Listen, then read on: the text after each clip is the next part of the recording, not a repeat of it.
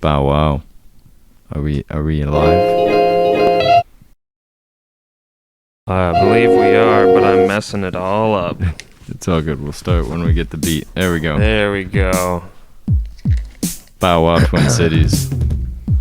You are tuned into 94.1 FM, wftu-lp, St. Paul, Minnesota's only local variety station. wftu-lp is a volunteer-run station made up of many community voices. Each program expresses one aspect of that diversity, not the views of WFNU or Frogtown Tuned In as a whole. With all that business out of the way, you are tuned into SunDogs Present Local Vibes. We are your two favorite canines, SunDogs. Bow wow. Bow wow. You can follow us at SunDogs TC. We're joined in the doghouse by KPW. What's happening, Twin Cities? What's happening? What is up? Thank you so much for coming in. Absolutely. Thanks for having me. Appreciate you. Yeah, we really appreciate you, again, taking the time to come out. We've got a little bit more business to run through, but we have him joining us for our local artist spotlight this week, and we're about to get into it. What's that? I was saying I wish we could have recorded the pre-show kind of chat, and it'll be juicy. Yeah, it's about to be a great tip of the interview. iceberg. Stick around. No gossip, just content, though, y'all. Just content. Follow SunDogs on Facebook. SunDogs Present Local Vibes. Before us, you were listening to the 94.1 FM music rotation, and that's full of predominantly local artists.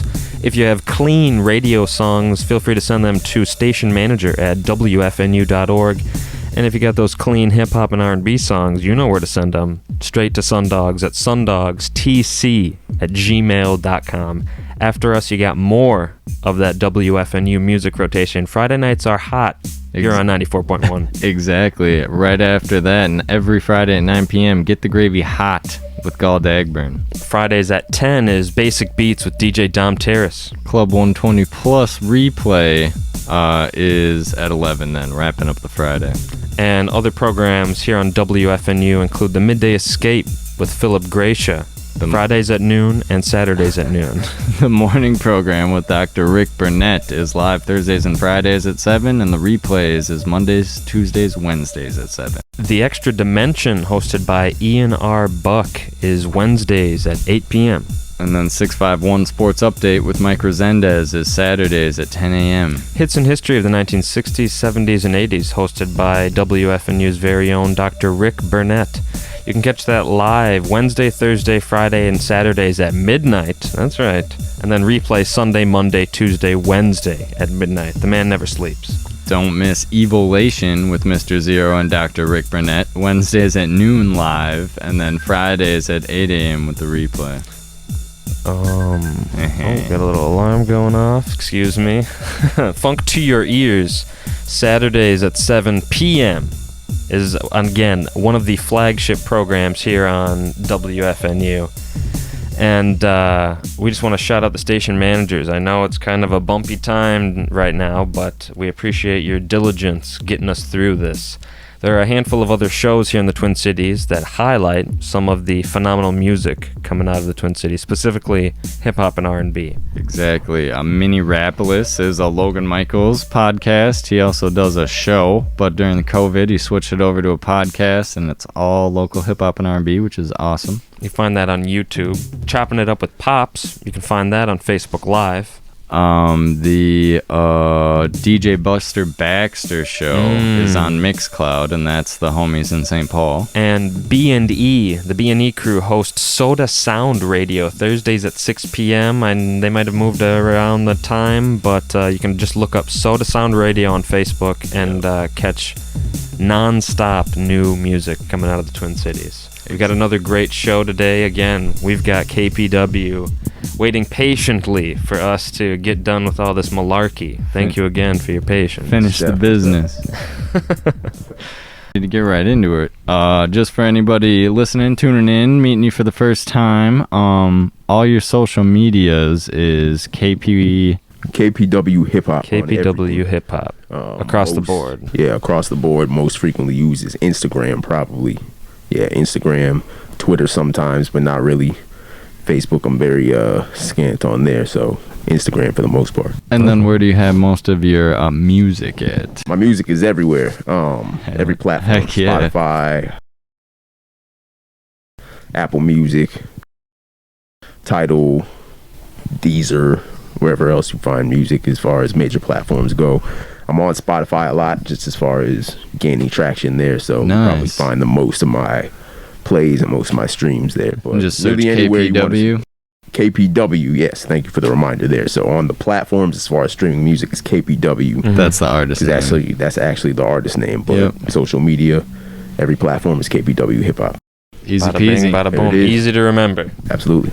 So we're gonna dive on in, as they say. Let's do it. And we're gonna start at the beginning of the timeline. You said you started rap when you were 16. Correct. And what were the influences to start at least capturing that expression? Influences as far as Musical influences? Did you sing in choir in church? Did you play Nope. saxophone in middle school? Nope. None No? of that. Nope. So Do I don't- poetry classes in English? Nope. I mean, I was pretty good just in terms of I've always been a good writer. Awesome.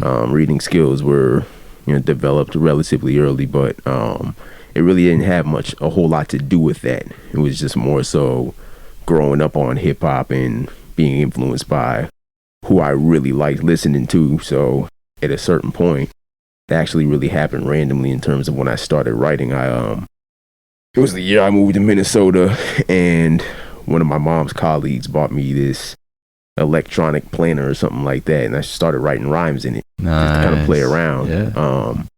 And after I wrote a few bars, which at the time I didn't actually know how to count bars, I just thought that bars were, Very common. lines on the paper that Yeah. looked like bars. Yeah. I started to put it into practice a lot more. And as far as who I was listening to was people from the Cash Money crew. At the time, it was, mainly just the Hot Boys. So Wayne, BG, Turk, Juvenile.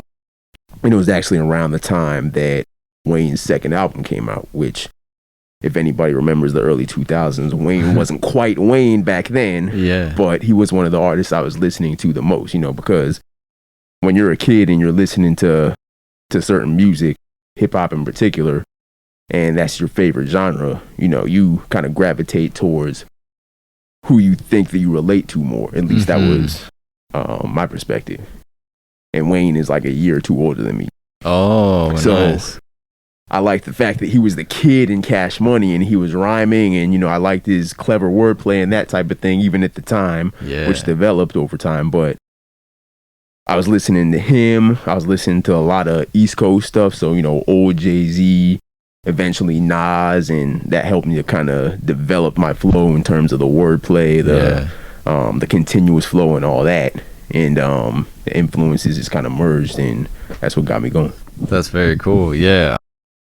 Interesting that you said the way your trade developed was through, sounds like to me at least, tracing it back, it was like literature, like books, and like communication skills. Sounds like they developed early on. Yeah, I mean, And I think that played a role in being able to write and develop my style. And then it's easily. interesting, the rappers that you mentioned had very lyrically dense. not just lyrically dense, but like really make you imagine what they're saying. Yeah. So it's like they would be good writers as well. You Right. know what I'm saying? even outside the genre. Even outside of the genre. Which is very cool. Very awesome. Yep. Very cool. How has the music evolved since then? One of our favorite things on the show is I might be about to ask exactly what you were asking. okay. talking about, We wanted to do the artist names, the Yeah. timeline. Started with Buki. What did it? I actually started with my real name, but I incorporated it into a different acronym. It's about to be embarrassing, but I went by Kojo the Extraordinary. Okay. And the reason why the embarrassment is starting to kind of take its toll at this point is because I'm imagining the little what they call the design that was popular back then, the the spray design that they used to Bubble put on letters? No, Graffiti. well, it was bubble letters, but that wasn't the actual description of the type of shirt. What was it? Help me out. It was Stop. Are you talking about like the cut of a T-shirt, like no, a baseball it was a tee? T-shirt. Or? It was a T-shirt, but it was a style of T-shirt, and you see them in all the old club pictures and all that. Y'all know what I'm talking about. I mean, if we're talking like mid 2000s or early 2010s, Early 2000s. Yeah. Tall tee? No, I wore those too. It was anyway. I had a shirt with the name KTE on it, and on the back it said Kojo the Extraordinary, and it was stylized in those big bubble letters and bright blue. And at the time, it didn't take long for me to want to grow out of that. Yeah. Because at the time there was a particular category of hip hop that my older brother used to listen to, or at least used to make fun of, that he referred to as jiggy. And so anything that we put into that category would be in the along the lines of, the Getting jiggy with it. commercial, the commercially appealing sounds, the shiny suits, so to speak. You probably heard a lot of that terminology too. Yeah. So I always associated that name with the jiggy category of hip hop, and I didn't particularly like that because that wasn't the sound I was going for. Got you. So I wanted to drop that name, and then eventually I adopted the name K Genesis because when I started rapping, I was closer to adulthood. So it was almost like a play on the phrase K's Genesis, like K's beginning. The rebirth. Right. Yeah. Either the rebirth or his beginning. Rebirth in the sense that this is a new name, kind of a new identity, but still the same artist, but beginning in terms of my beginning as an adult. Yeah. And then for a while I kept that name, started to stray away from rhyming a little bit more because I started making beats. I learned how to make beats probably about 4 years after I wrote my first ever rhyme. And did that just come out of like necessity, where it's like, man, I can't just be buying beats all the time, or it's hard? No, curiosity. Because I never bought beats. I never bought a beat for the first time until like a year or two ago. Yeah. What programs did you first start making beats on? FL Studio and Reason. Okay. So it wasn't, to answer your question, it wasn't about out of necessity. It was just because one day I was bored in the summer and I'd had a copy of FL Studio, like version 3 or something like that, sitting around in my stash, and I was like, let me try this out and see if I can do it. And then I started making beats, made a bunch of whack beats. I made like 50 whack beats that summer, and then just got better. And then gotta put in your hours. I consider myself to be multifaceted. Yeah. But at that time, I started to take more interest in that more so than rapping. So I didn't exactly put the rhyming to the wayside, but I started to spend a lot more time on production. And at that time, did you switch to a producer name? Or did you still go by K Genesis? I kept going by K Genesis. The thing is, at the time, I wasn't really as aggressive with putting my music out there, so whenever I made recordings and that type of thing, I'd sell little copies here and there. But then when I started becoming more interested in making beats, I wasn't really shopping my beats like that. I was just trying to spend more time perfecting my craft. Honing it in. And then when social media came about, that was when it really became really a lot more accessible. Yeah. Accessible, gotcha. Yeah, but then as far as rap goes, when did you start picking that up after picking that back up? The production that started. Took place in late 2010. Okay. And what really pushed that, to be completely honest, was hearing Kanye's, fifth album, My Beautiful Dark Twisted Fantasy. Nice. Because the production on that album was just so crazy to me at the time. It still is. Yeah. That it just gave me this itch to rap the beats again. Nice. Plus, that's really cool. Yeah. And plus, I was making this transition in my life. I mean, working in corporate America, having initially had the thought of, man, do I really want to aspire to just climb the corporate ladder and just let that be the end all be all? Like, there's got to be more to it than that. Because, when especially where I come from, we're taught that we got to do the whole go to school, go to college, get a good, a well-paying job thing, have a title, Yep. get married, have kids, You have and the die. 401k Yeah, and die. and, yeah. It gets really. It makes you think pretty hard when you can start like planning out where the rest of your time for the rest of your life is going to be going, and it's like, oof. Spend 40 hours at the job or more every week. Come home, be tired, lay down, get up, go do it again, and have absolutely no creativity No to output. infuse into your schedule. Yeah. That I wasn't about to do that. So I decided, you know what? Even if I have to do this for however much longer, just to fuel what I really want to do in terms of the music and branching off into those different, avenues of my brand and all that. I mean, this can be temporary, but I'm trying to refrain from cussing right now. We really appreciate your control. It will be a cold day in HG double hockey sticks before I determine that that's going to be my path for the rest of my life. There's got to be something that means a little bit more. So I was probably about 25, 26 when that hit me. Quarter life crisis. Yeah, pretty much. And I just became a lot more real with myself about it. And I was like, you know what? I have to become more comfortable with telling people that this is what I want to do, or eventually it became this is what I do. You know?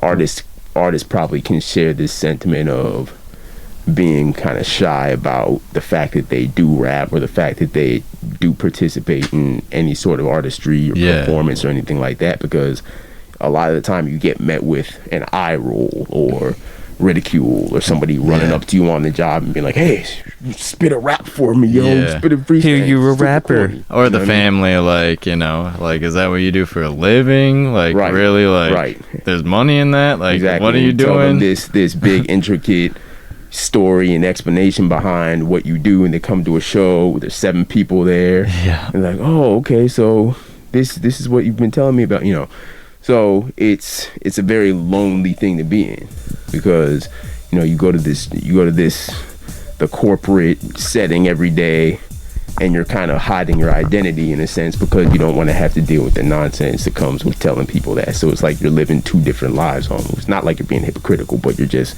compartmentalizing. Precisely. We gotta. If you're just wrap joining that up for a us, while. we're sitting down with KPW, and he's shining some insight onto his early beginnings and kind of epiphany as an artist. We got to take a break here in about 10 seconds. Follow him at KPW Hip Hop. Follow us at SunDogs TC. SunDogs present local vibes. We'll be right back. It is.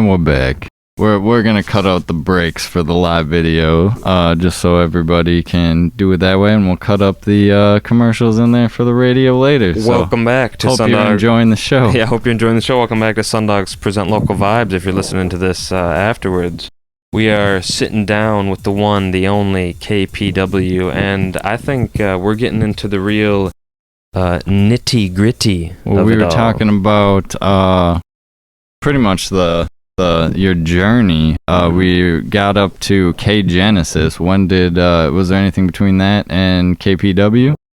No. I experimented with a couple names I thought I wanted to use, but I never really officially did. So there technically was not. I don't think that I established KPW until about 2013. And that was the point at which I started to actually fully self-produce projects. So there were probably, it was 2013, probably 2 projects I put out.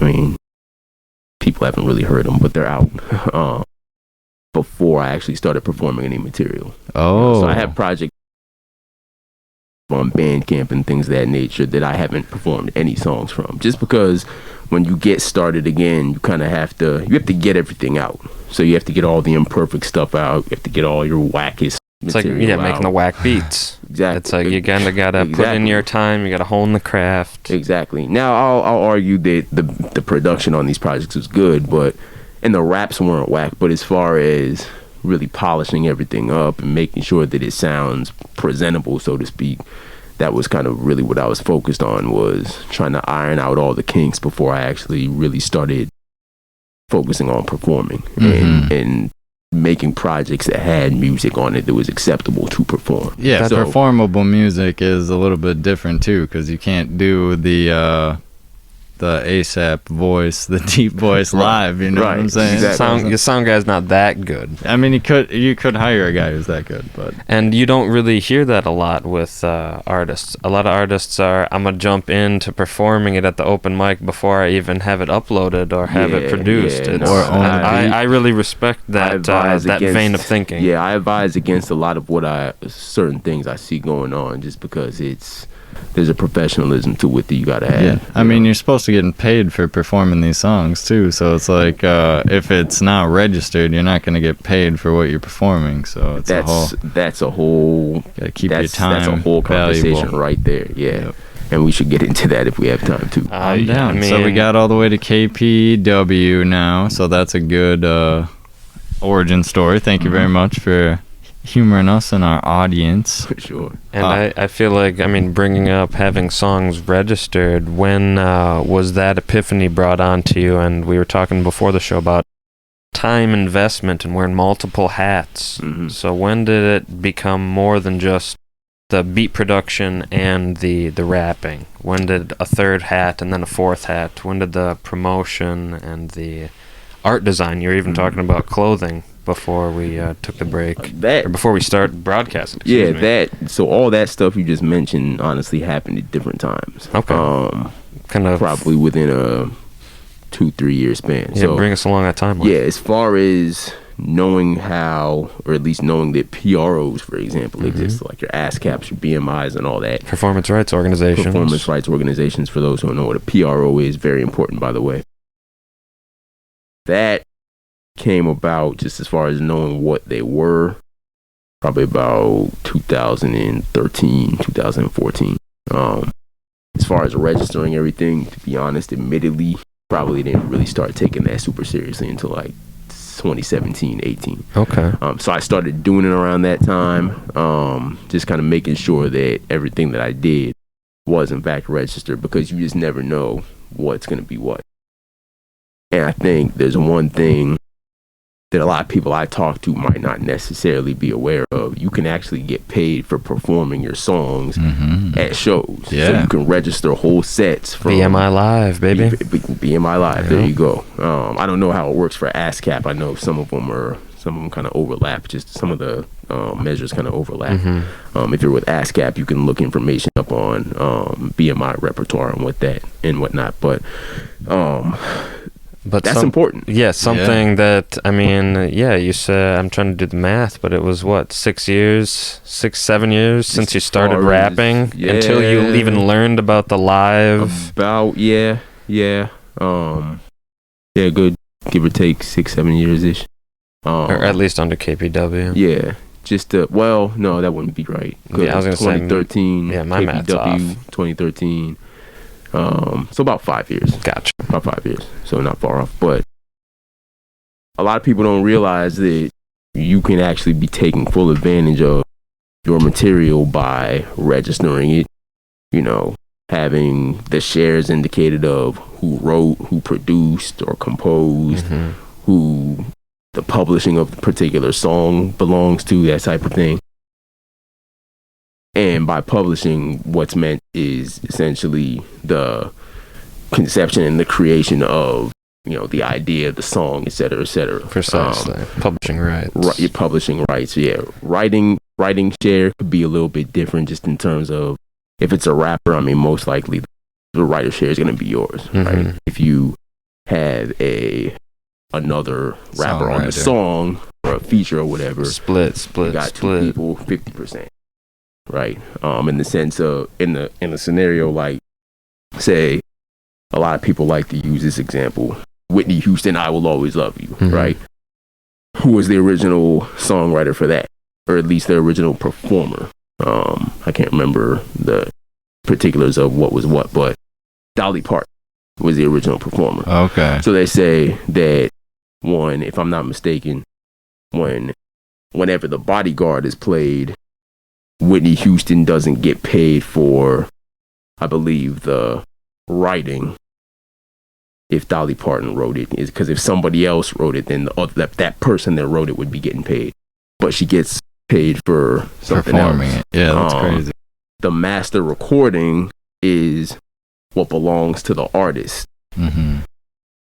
But the composition and the publishing and the original writing will go to that person that originally made the record, if that makes any sense. So depending on how, very confusing, but it's extremely confusing. But and I might not even have it 100%. I was going to say, you have because it depends on how everything is negotiated. Exactly. Just in terms of that particular song, who owns the publishing. Are these guys getting stuff on the back end? It might not necessarily be the artist that owns the original rights to the song. It could be some other person from the record company or the person who wrote it and then the artist performed it. I mean, it all varies.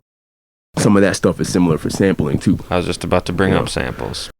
That gets complicated, and we don't have to get into the whole thing, but I mean, I think what you've gone over already, imagine an artist who doesn't know, who's not registered, who has just done a handful of open mics at Urban Lights. You know what I mean? Right. So it's these nuggets of information you're dropping. Extremely valuable. So, yeah, and what I would say to that is, for anybody who is curious, and really anybody who does music, I personally don't think that you have to be curious.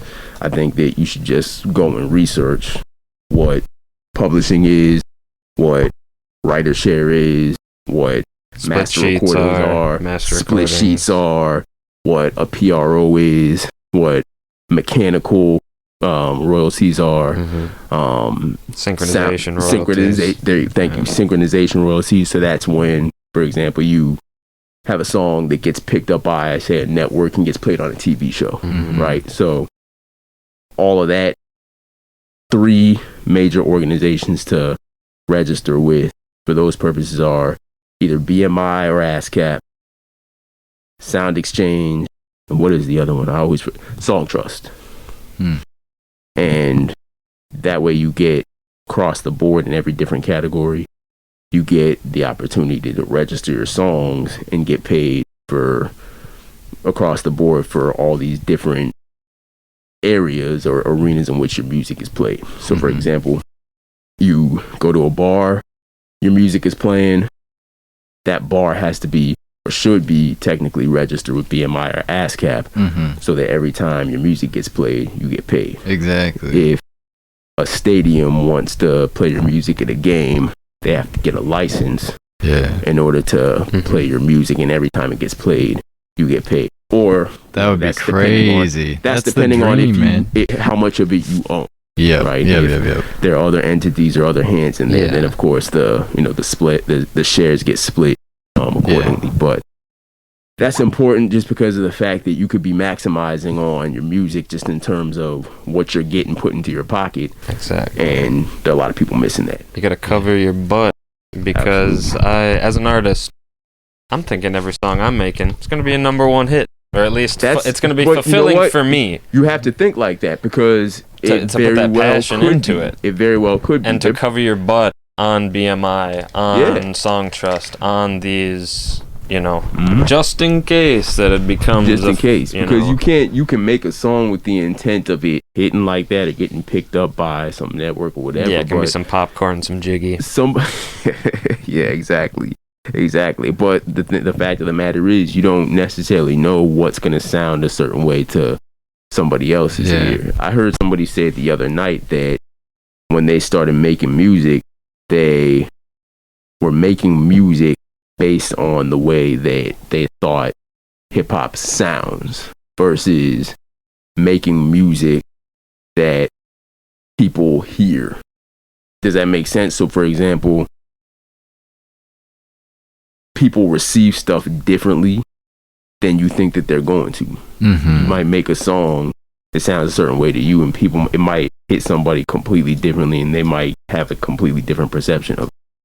So with that, you can't really tell what's going to hit or not. Mm-hmm. I mean, it's important to know song structure. It's important to know how to make a song, not incorporate too many words, to cut kind of the meat of it so that it's easy to resonate with people. Yeah. Folks can remember certain parts of your song. Yeah, having a chorus that's coming back. That's catchy, that type of thing. I've learned a lot about that over even the last year, even the last few months, So that's very important. And I think that's also a really underestimated thing. We were talking before we went on air about it's nice to be a super duper lyrical MC and all that, but it's not, and I think it's important. But it's not the most important thing if you want to be an artist that has wide reach. Yeah. Because the music has to be relatable. That doesn't mean that you're dumbing it down. Right. I honestly don't believe that you should dumb the music down. No. But it just means that you know how to refine it. And I think that there's a talent in being able to craft a song, structure it, write your verses, cut certain words that might not fit, or word combinations, or syllables, or consonants going in certain places and coinciding with certain drums and whatnot. Mm-hmm. Think keeping the listener in mind so that you're putting yourself in their shoes to try to figure out, is this something that somebody who doesn't do music and is just strictly a fan is going to be able to recite? Yeah. Right? Crafting your hook, maybe your pre-hook, your bridge, all that, so that you can actually make a quality song. Yep. Yeah, song is a lot different than just having bars. There's a difference between doing that and just having bars, right? And some songs you need to just have bars. Yeah. Some tracks are album cuts. Yep. But you don't want to market an album cut or a song that's just strictly lyrical with a super long intro, 128 bars, no chorus. I'm guilty of all that. I was going to say as a single. Yeah. You know what I mean? But to disrupt the flow of an album, and I think you're kind of touching on the flow of the track. Put yourself in the listener's shoes. Is this going to be easily digestible and easily recitable? Exactly. Now, that doesn't mean that you're just trying to pander to audiences or you're trying to do what's trendy. You have to pay attention to what's trendy, I think. Keep it in mind, yeah. Keep it in mind, but at the same time, I think, if anything, if you're not going to do that, I would advise against anybody just doing what's trendy just because it's trendy to stay relevant. But it's important to try to get value out of that, because a lot of those songs, you have to figure there's a reason why a lot of those songs are popular. Mm-hmm. People have formulas behind them. And even though it might sound like not a whole lot is being said, people have arguments about that. There's certain people who know how to make songs. Yeah. There's certain people who know how to catch the ear, because of certain vowels they might use at certain times and that type of thing. And essentially turning their lyrics beautiful voice language into an instrument. Yeah. You know what I mean? Using the flow as a percussive instrument, yeah. Exactly. So it's a lot more complex than it seems to be on the surface. It might seem like you just kind of put a pen to paper. I'll say yelled over a YouTube beat. And I'll say I was guilty of this too. I used to almost brag for a while that I wrote the majority of my songs before I made beats for them. Mm-hmm. It doesn't always work. I think that a lot of the time it does work, but it doesn't always work, because sometimes the beat is what guides the way that you write. Mm-hmm. Yeah. And it guides your voice, it guides what makes, what can cause you to blend in. Yeah, me personally, I like adding my voice as a additional track on the thing. Like I'll be lower or higher, just based on what there's space for in a beat. Exactly. And then the longer you do it, I'm sure you like refine your style, like have a style, and then can just like look for beats that your style will fit into, and you just have an ear for that. But I'm still learning that. We're trying everything, you know what I mean? Yeah, and it comes with time. I mean, this is something that I've started to value within the last couple of months, believe it or not. Nice. So it's a journey. It's definitely something that if you don't have patience for, you can quit relatively early on, because it takes time to develop, you know what I mean? And when you're not packing shows right away, or you're not getting over 1,000 streams right away, it can be discouraging. It becomes really discouraging. But if you with anything, any artist that sticks with it starts to see gradual progress. And even though it might not seem like much to some of the bigger artists that we were talking about earlier on, it's significant. Yeah, so all these skills are important. I would agree wholeheartedly.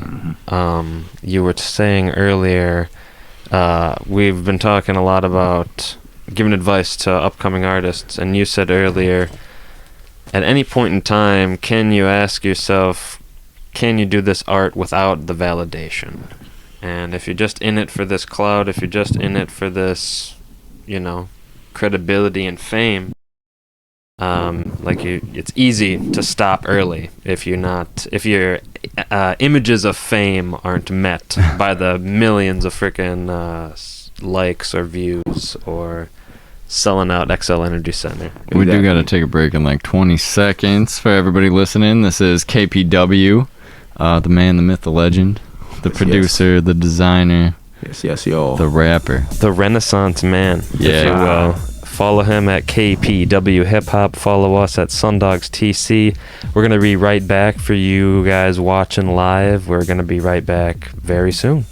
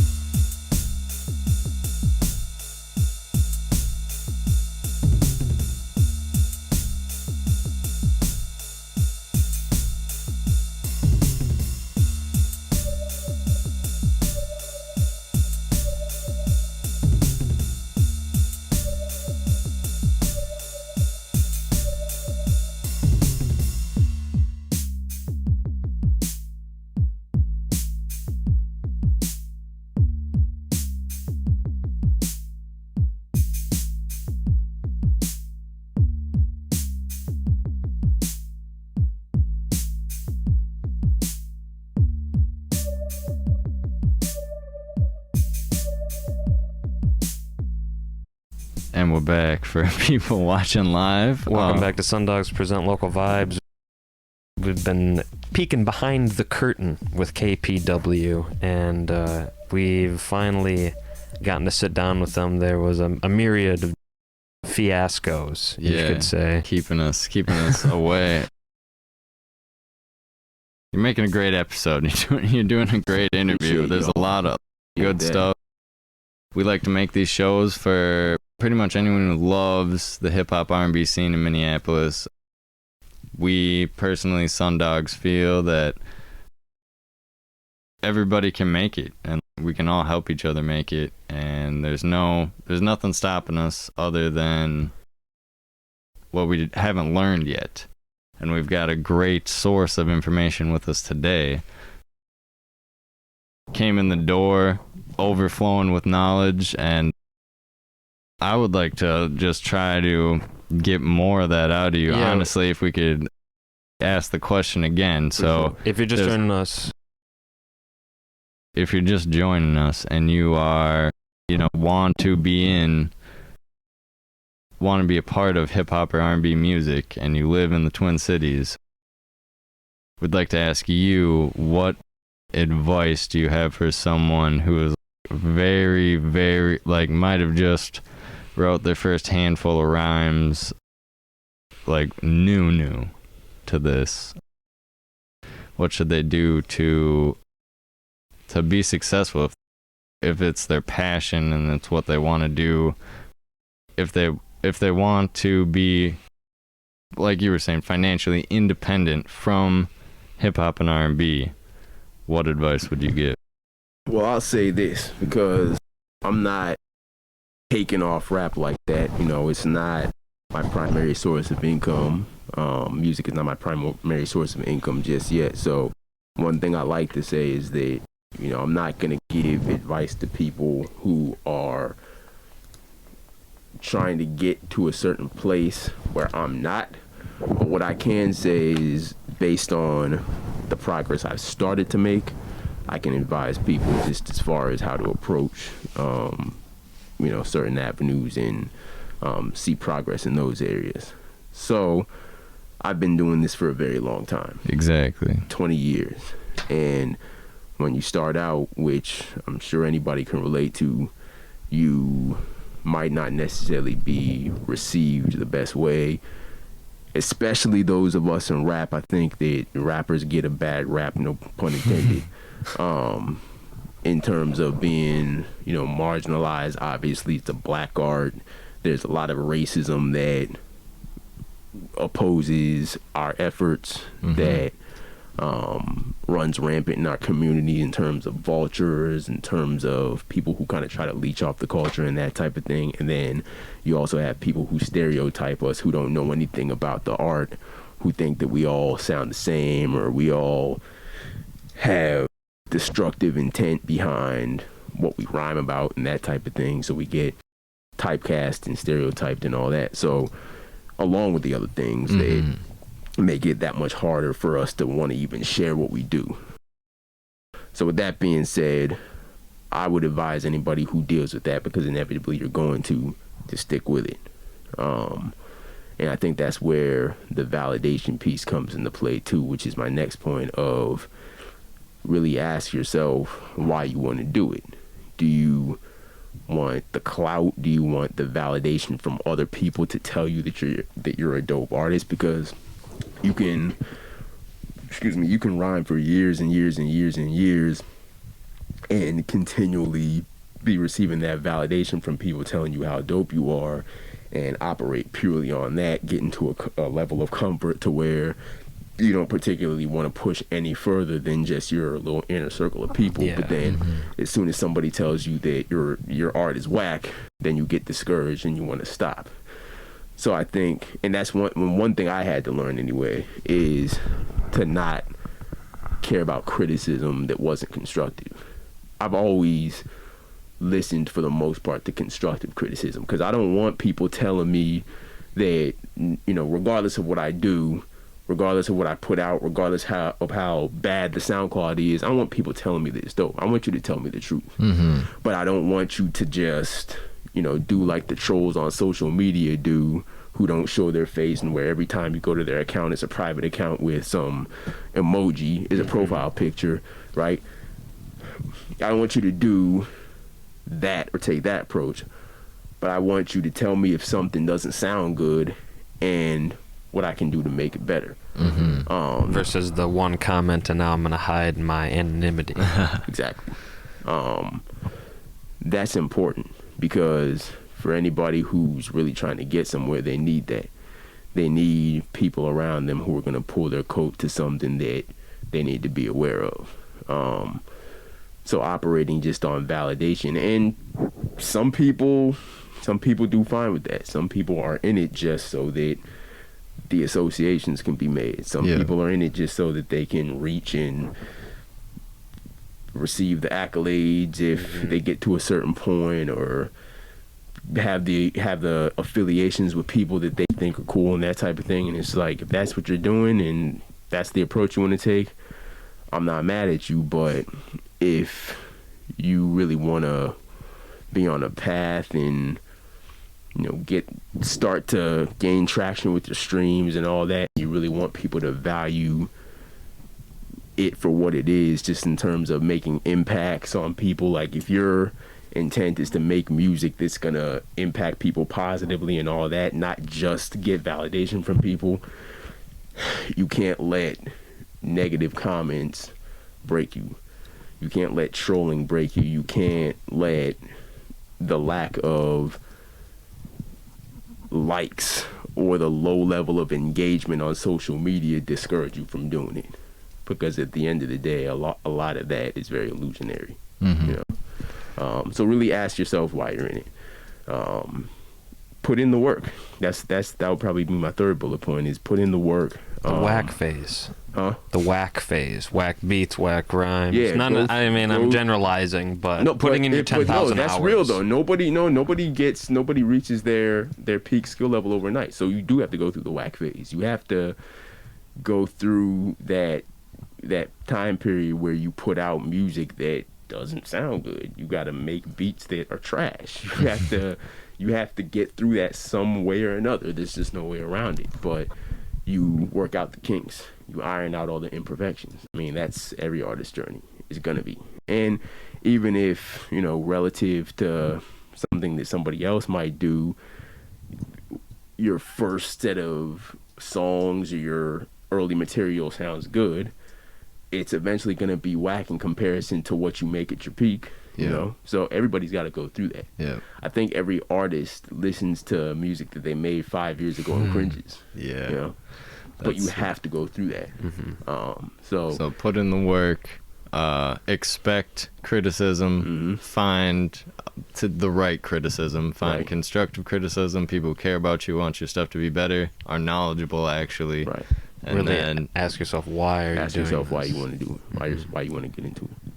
Very cool. Those are words of wisdom. Again, if you're just joining us, this is the voice of KPW laying it down with SunDogs. Yes. We are running out of time. I mean, we've got another about 10, 11 minutes left of the show, and it's going to be a crazy transition.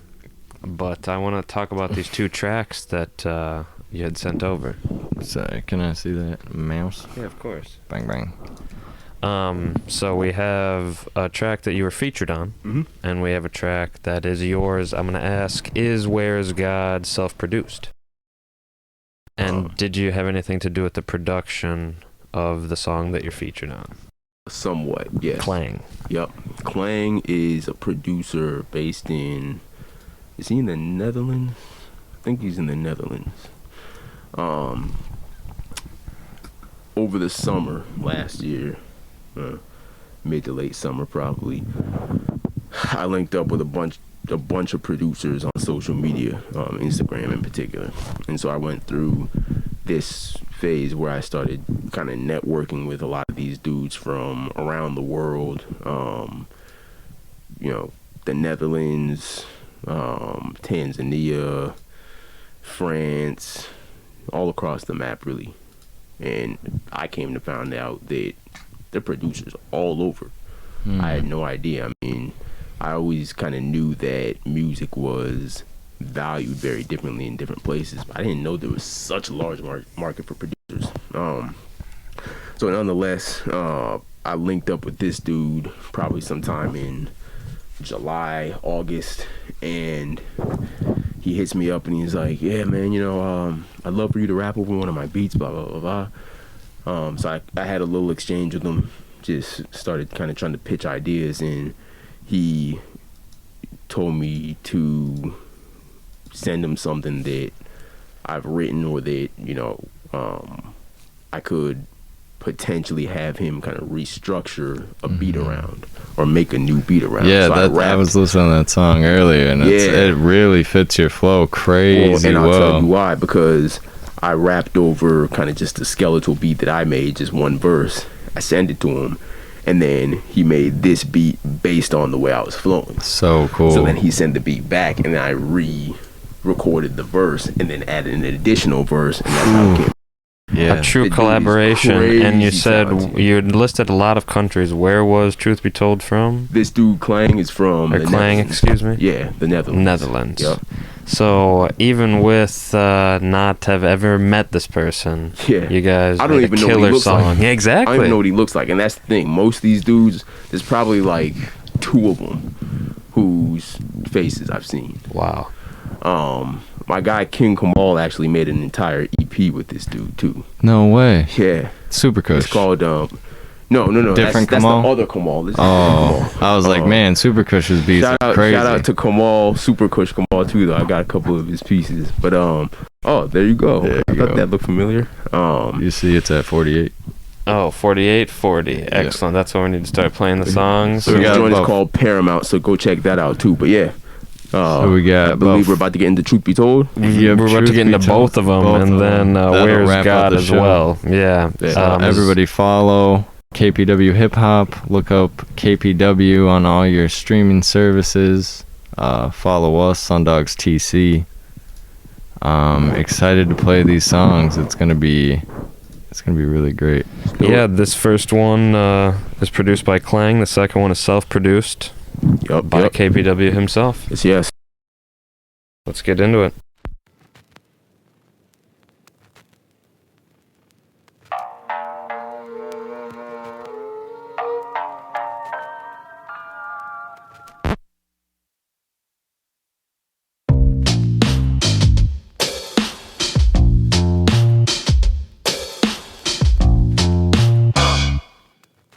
Never made it about perception, I made it about the output and quality, to point where how authentic it is a weapon. For all they know, I rock this gold to remind me of mistakes we all can make and overvalue when it's time to search our souls. Misjudgment, indecision to possibly overpay what's never pulled out in value, simply just to display, regardless of the mention of gold and above lesson. You may not know my true intentions, certainly not investments. If I'm reflection of just what 2 generations looking different means, and I rep the prior, let me divide that. Some possess the souls of folks considered old and born much later. The difference between a fashionista and flycat, intend to manage so I don't have to control the damage. I respect predecessors but yet refuse to sit with other grown men and dispute why another grown man's the best. This grown man's a beast, that's where my case can rest. Truth be told, I do this with a ruthless soul. Never oppose the coldest, the hardest truth unfolds. Never strictly perception, profession first. Accept the lesson the words present with aggression. Truth be told, I do this with a ruthless soul. Never oppose the coldest, the hardest truth unfolds. Never strictly perception, profession first. Accept the lesson the words present with aggression. Masterpieces may not be deemed such for centuries or even scores, so truth exits pores. Once you revisit, they splatter from explosions of the face onto the canvas to exhibits. So I owe the vices serve as treasures. Revisitation of material deemed ahead of its time may result in pleasure. To purest senses, one experience in the simplest. To gain a sense of one's interest, only cost is listening. Makes for more appreciation of art made if respect is where the comprehension came from. Consideration, better or worse in several cases, thought of others first. Selflessness within a selfish game where self-defense is needed can be daunting if you half-step or don't take heed. But mind your steps and breathe. Truth be told, I do this with a ruthless soul. Never oppose the coldest, the hardest truth unfolds. Never strictly perception, profession first. Accept the lesson the words present with aggression. Truth be told, I do this with a ruthless soul. Never oppose the coldest, the hardest truth unfolds. Never strictly perception, profession first. Accept the lesson the words present with aggression.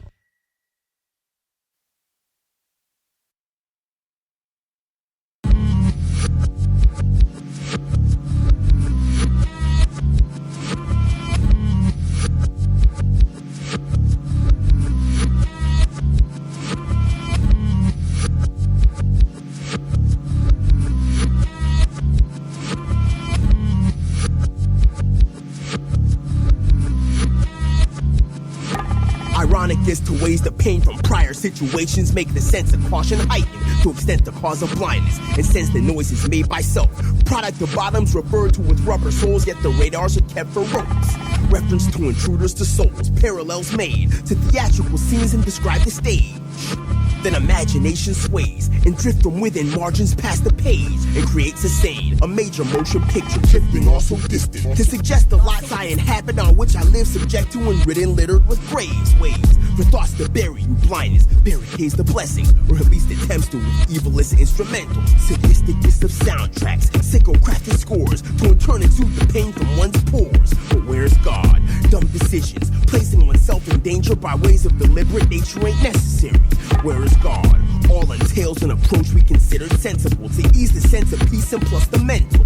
Where is God? Where is God? Where is God? Every with my mind, no. Frigid winners running through my spine. No tomb can hold me, no can control me. Big heads and phony idols, blindfolds, vitals are vital. I smell with my eyes closed. I might be the psycho disciple. I might need the light or light. Where is God? Where is God? Where is God? Where is God? Coincidental as the ways the pieces you peep and journeys piece and fall to alignment. And the people one may find in assurance thought was made by self. Product of God when deferred to and suffering, torture and pain seem to reach an apex. Then healings move and soothe in these souls to pursue this pace. A production of sorts to observe delays. And imaginations made to gift one within hardship lasting ages. To make escapes and truly reach this fruition. Drifting off so distant. Suggest the earth I inhabit on which I live's abundance is littered riddled with ways. Praying blessings carry me, guidance and open ears to lessons. Defeat these devils with peaceful as instrumentals. Sadisticest of soundtracks and sicko crafted scores. I eliminate with peace that God forged. So there is God. Some insist certain happenings run coincidental. Signs will show in time we pay attention. There is God. Tracks I make are not meant to be grouped as gospel. Don't mean I can't point out the good that God do. There is God. Beelzebub, hear me with my mind, no. Frigid winners running through my spine. Oh, no tomb can hold me, no can control me. Big heads and phony idols, blindfolds, vitals are vital. I smell with my eyes closed. I might be the psycho disciple. I might need the light.